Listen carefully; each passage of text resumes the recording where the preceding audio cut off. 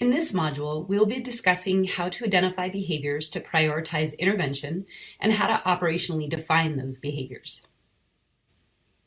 Our first task is to determine which behaviors should be targeted for intervention.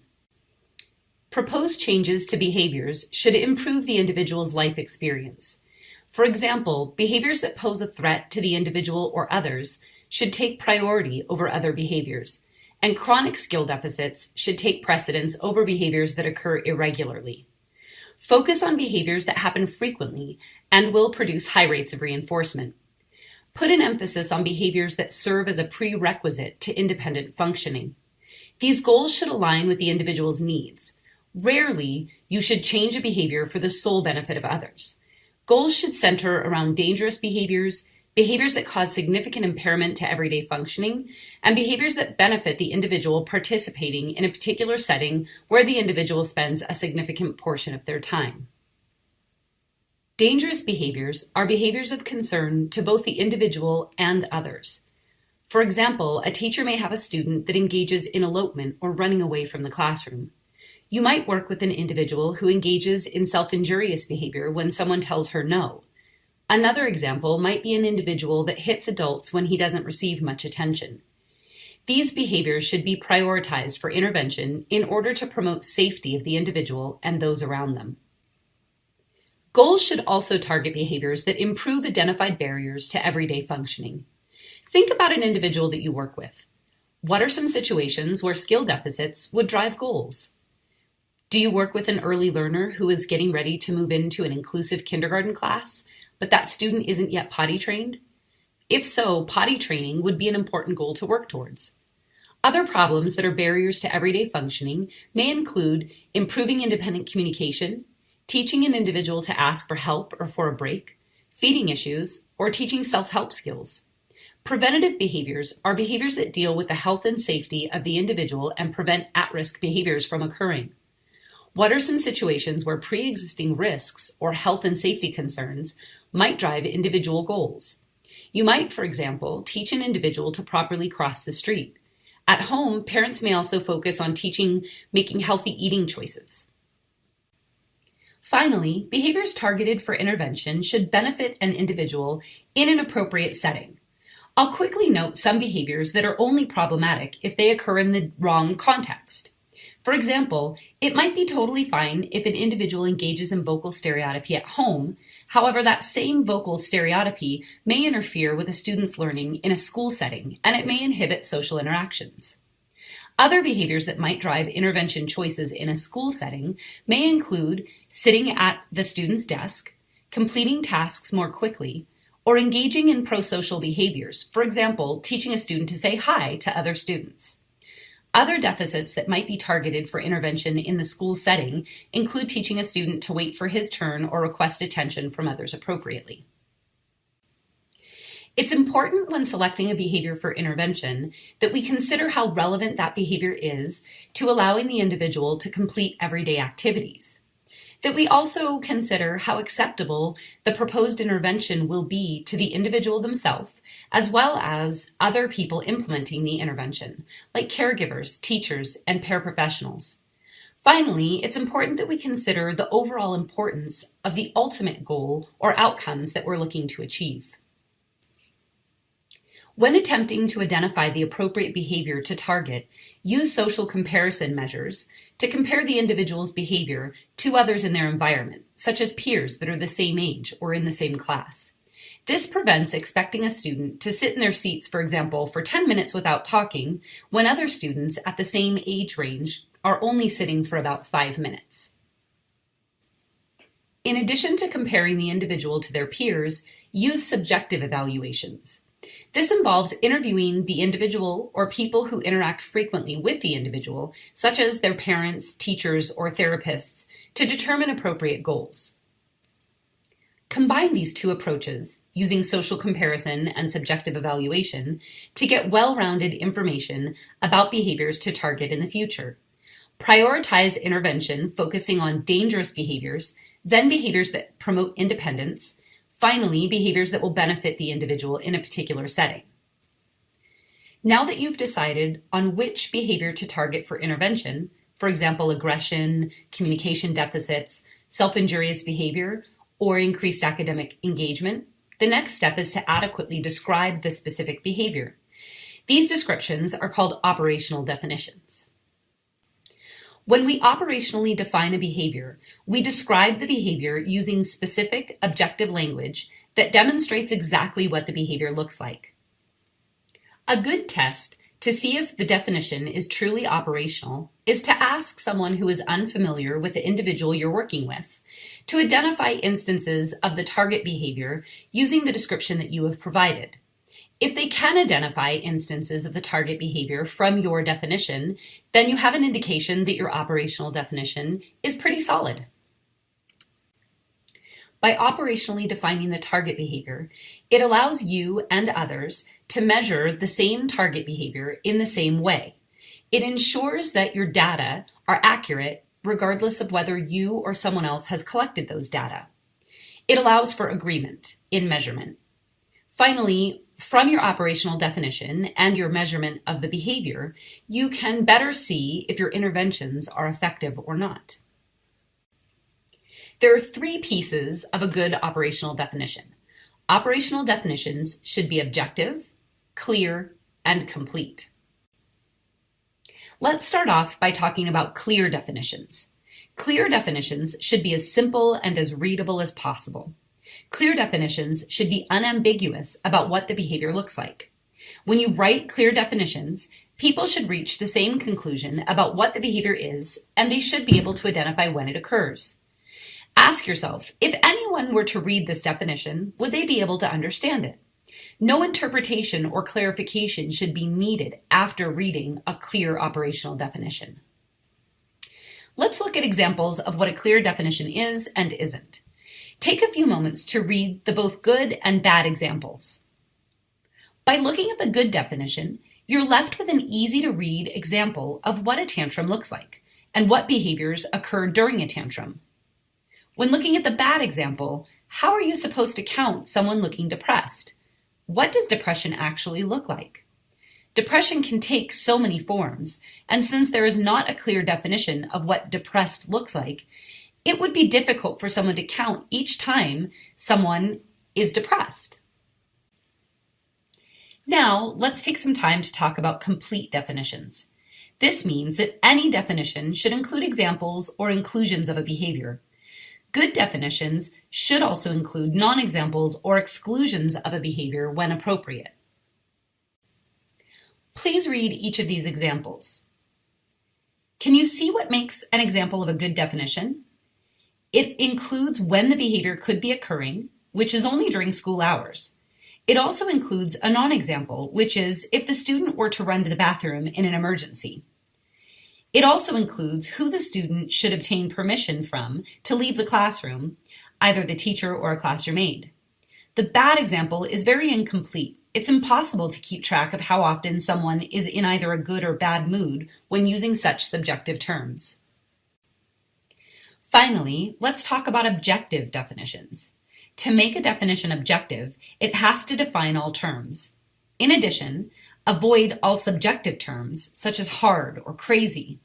Make sure that your definition includes things that are observable, like kicking. Your definition should not include things that are unobservable, like feelings. Just stick with observable characteristics of the behavior and events in the environment. Let's take a look at a good and bad example of operational definition. The good example includes the observable acts of aggression that an individual can engage in using their hands. The good example also includes observable acts that might look like aggression, like high fives and fist bumps, but that we don't actually want to count as instances of aggression under our definition. The bad example is not very objective. One person might count the amount of time an individual is looking at a book as studying, while another person might count studying as all of the time the individual is sitting in their chair and not talking. Operational definitions do not use overarching or mentalistic terms like had a fit, did well, was difficult, or had a meltdown. Operational definitions are not concerned with how the observer or person demonstrating the behavior felt. For example, saying someone is happy is not operational, but saying someone smiled and laughed is operational. Avoid mentalistic explanations and stick with terms that are observable. You can test an operational definition by asking yourself several questions. Can you count the number of times the behavior occurs given a specific time period? If the answer is no, you may need to look at your definition again. Remember, the behavior needs to be observable and countable. Would an outsider be able to identify the target behavior that you are planning to modify? If the answer is no, remember to avoid using mentalistic terms and to be clear and concise in your operational definition. Finally, ask yourself, can you break down the target behavior into smaller behavioral components that are also observable? If the answer is yes, then you might consider splitting your definition to create new definitions that capture each of the behaviors that you want to target for intervention. Here are examples of behavioral operational definitions. But take a moment to read the subjective version as well as the operational version. Let's look at the Miss Piggy example. The problem with the subjective definition is that one person's idea of stimming, or engaging in self-stimulatory behavior, may not exactly correspond to your idea, which is why that is subjective. By operationally defining these behaviors, we can ensure that anyone who reads the definition is able to identify the exact same target behavior that you identify. Now, here are two more operational definitions, this time describing off-task behavior and hand raising. Read each of these and see how clear, complete, and objective each of these definitions are in your opinion. Let's try to do an example together. Now, we will all likely have different answers, but here's a list of potential aggressive behaviors. Now that we have specific behaviors that we're looking for, let's try and operationally define one of them. Let's operationally define hitting. Spend a moment coming up with your own definition. This is one example of an operational definition of hitting. It's pretty brief, and it could be improved upon, but it is also very specific. There are clear instructions so that hopefully anyone who reads this definition would be able to recognize instances of the target behavior when it occurred. In the next few slides, we're going to watch several videos of individuals engaging in different behaviors. We're going to spend the next few minutes watching those videos, and we're going to try to create operational definitions from what we see. Writing operational definitions takes some practice.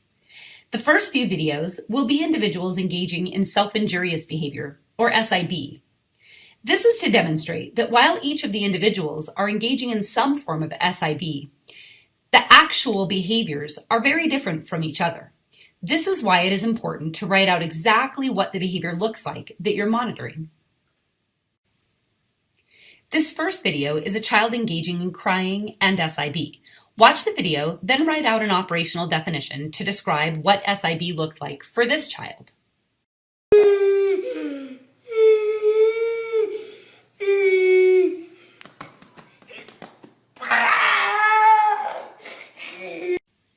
Okay, do you have your operational definition? Here's mine. SIB occurs each time the child hits his head with an open or closed fist of either hand. Non-examples include scratching his head. Here's our next video. In this video, we're going to watch another young child engage in instances of SIB. Again, after finishing the video, write out your operational definition.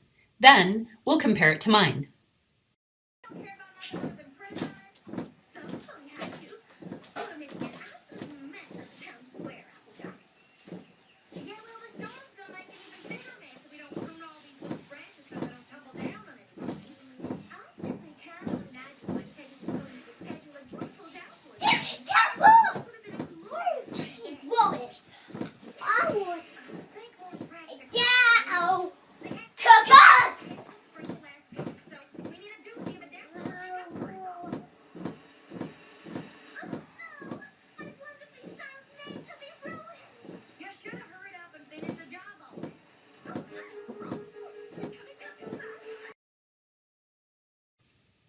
Have you written out your operational definition? My definition of this behavior is self-injurious behavior, or SIB, occurs each time the child makes contact using his head with a stationary object. For example, each time the child hits his head on the wall counts as one occurrence. Non-examples include times that the child slips and falls on the floor, hitting his head. All right, since you had some practice, let's make things a little more difficult. Let's write 2 definitions for this next video. Both are SIB behaviors, but let's be even more specific. Watch the video and then write operational definitions for SIB head-directed as well as SIB non-head directed. You'll see what I mean. I want a second chance! Gavin, you've already had way too many chances I'm today.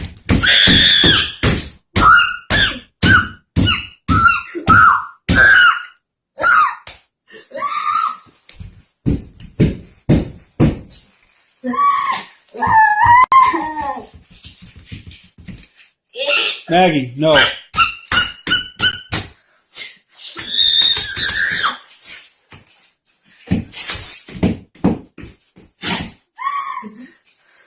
I'm such an idiot! I don't think before I do stuff! I hate it! I hate it! I hate it! What did I say about screaming into the air?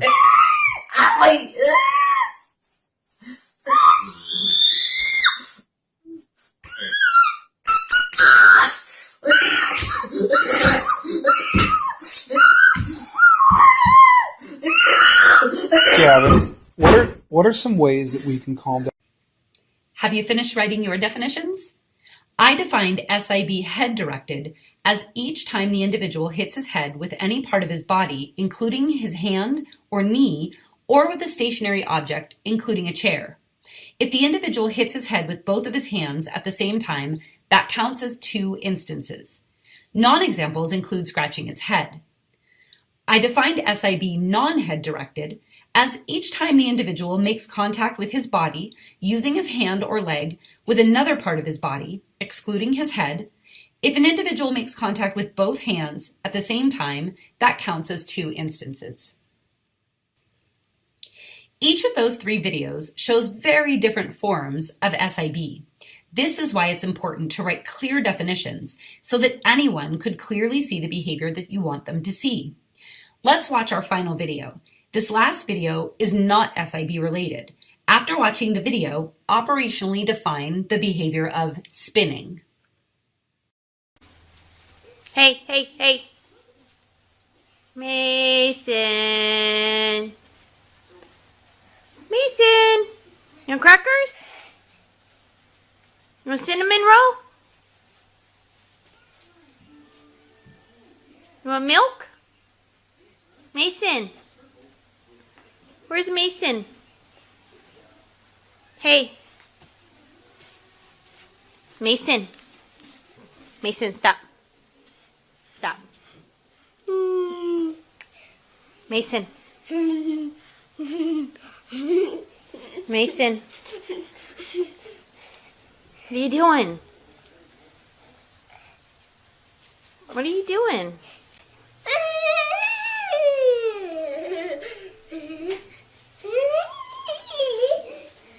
What are you doing, bud?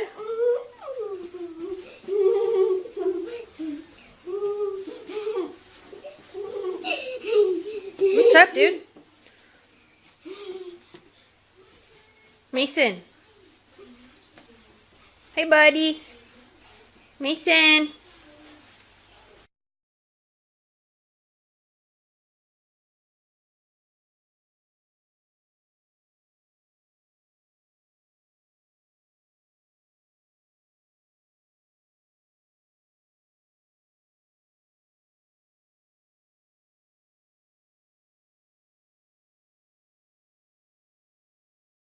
Of the child spinning on the floor, but I did not. If you have a precise definition, it will allow you to capture the exact behavior you want to record. This is why it's so important for us to write clear operational definitions that the team can agree on. Sometimes you may realize after you've written an operational definition that it doesn't quite capture exactly what you need it to. That's okay. Take the time to reevaluate the definition and the behavior, and then be as precise as possible to either narrow or expand your definition. Some behaviors are more difficult to operationally define than others, such as academic engagement or verbal aggression or appropriate vocalizations. Take your time in creating your operational definition as you see the behavior occur to ensure that your definition captures what you want it to capture. In summary, pick target behaviors that are likely to improve the life of an individual, such as decreasing dangerous behaviors, increasing behaviors related to independent functioning, or behaviors that align with settings that the individual is most likely to spend time in. Work on behaviors that occur frequently and can produce the opportunity for a lot of reinforcement. Be especially mindful that the intervention chosen for the behavior is socially valid.